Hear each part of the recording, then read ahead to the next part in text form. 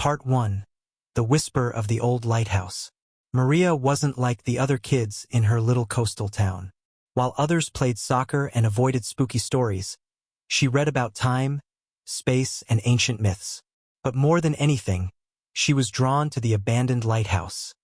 A tall, dark tower on the cliffside, boarded up and forgotten. The townspeople said it was cursed. Some whispered of a keeper who vanished one stormy night. Others claimed the lighthouse could see the future and punished those who disrespected it. Maria didn't believe in fear. Curiosity burned in her veins. And deep inside, she felt the lighthouse wasn't just a pile of rocks. One stormy evening, as the wind howled and the waves crashed like thunder, Maria waited until her mother fell asleep. She wrapped herself in a coat, grabbed a flashlight, a compass, and her notebook, and headed toward the lighthouse. The beach crackled underfoot, the air salty and damp. At the base of the tower, she noticed something strange. One of the boards nailed across the door was loose, recently moved. She paused. Her heart pounded. But then she stepped forward. Inside, the air was thick with dust and salt. The wooden floor creaked beneath her boots. Strange symbols lined the walls, not letters, not pictures. Something else. In the far corner of the room, she saw it. A sphere, softly glowing with a greenish light. Smooth, warm, resting on a stone pedestal as if waiting. She reached out. The moment her fingers touched the sphere, a deep hum vibrated through the walls. And from above, in the long-dead lantern room, a light ignited. For the first time in decades. Part 2. The Light That Shouldn't Be. The next morning, the whole town buzzed. Did you see it? The lighthouse was lit. Who snuck in there? No one believed it could be Maria. She stayed quiet. That night, she returned. The beacon was dark again. But the sphere, it pulsed as if breathing.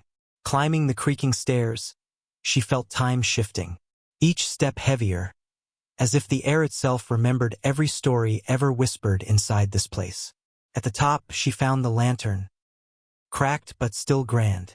At its heart, the sphere pulsed stronger now, as if it had been waiting for her all along. She leaned closer and looked through the giant lens. The view outside changed. Instead of dark sea and cliffs, she saw sunlight, blooming shores, ships made of glass and flame, and on a distant cliff herself, older by decades, standing alone. The next night, a different vision, fire. The town in ruins, people fleeing.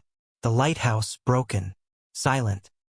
Each night brought new visions, some beautiful, others terrifying. She realized these weren't the past, nor the future. They were possibilities.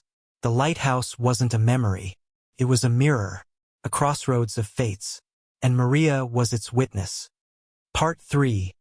The Choice in the Dark extended. Day by day, the green glow faded, and with it, the visions. They grew more disturbing.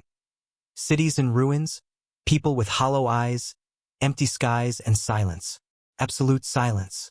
In one vision, Maria saw something that chilled her to the bone. Herself, sitting in a room with no books, no stars, no lighthouse. Only the distant hum of nothingness. She was older, alone, and forgotten. A future where no one chose the light. She woke up gasping. That day she knew. She had to go deeper. Literally. In the lighthouse's main hall, she discovered a hidden hatch beneath broken floorboards, sealed with rust and time. With effort, she pried it open. The hinges groaned like they hadn't moved in a century. Yet somehow, they welcomed her. Beneath the lighthouse was a chamber carved in stone. Windowless, yet softly glowing with a strange, ambient energy. In the center stood a circular machine, not quite a clock, not quite an engine.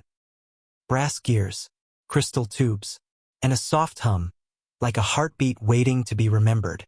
The walls were covered in symbols, not words but formulas. Time maps, gravitational spirals, temporal shifts.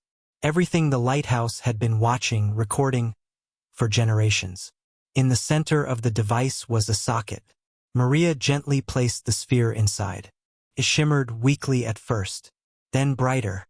The walls lit up, Cymbals pulsed. And then a voice, quiet, ancient, not spoken aloud, but etched directly into her thoughts. You are the last. You are the witness. Time is not a line. It is a fabric. Every choice, a stitch. You hold the needle. She trembled. Tears welled in her eyes. Not from fear, from understanding. She climbed to the top of the lighthouse. The great lens now pulsed not green, but golden. And when she looked out, she no longer saw a single horizon. She saw thousands, strands of possibility stretching out like rays of destiny. Worlds where she lived. Worlds where she didn't. Worlds. Worlds where she didn't. Worlds of joy, of sorrow, of silence. She took a deep breath, stepped into the light, and whispered, I choose hope. The beacon exploded in brilliance. And then, the lighthouse vanished. Epilogue. 20 years had passed since the lighthouse vanished. The town had changed. Roads were repaved. Old buildings renovated. New families moved in, unaware of the whispers in the wind or the stories hidden in salt-stained rocks along the coast. But some remembered, especially those who had seen the green light even just once. They never forgot the feeling it brought, like time pausing to breathe, like someone far away gently whispering, choose wisely. Atop the cliff, where no structure now stood, wild grass swayed in the wind. But if you stepped carefully through the brush, you'd find a single flat stone, half sunken into the earth. The carving on it had weathered with time, but the message still lingered. To those unafraid of the light. Each year, on the night of the autumn equinox, someone new would come. A child, a wanderer, a dreamer.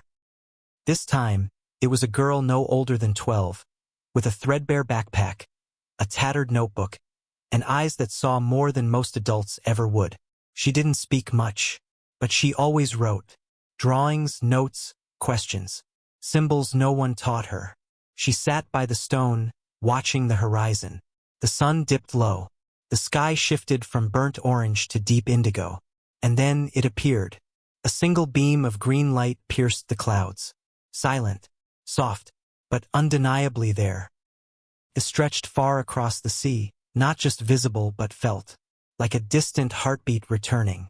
The girl's eyes widened, not in fear, not in confusion, but in recognition. She didn't know Maria, never heard her name, but something ancient stirred within her. A spark. A thread pulled taut. In the town below, lights flickered. People stepped outside. Silence fell, not the absence of sound, but the presence of something greater. Some clasped their hands to their chests. Others cried. No one said a word. On the cliff, the girl rose. She placed her hand on the stone, then opened her notebook and wrote only one sentence. If you see the light,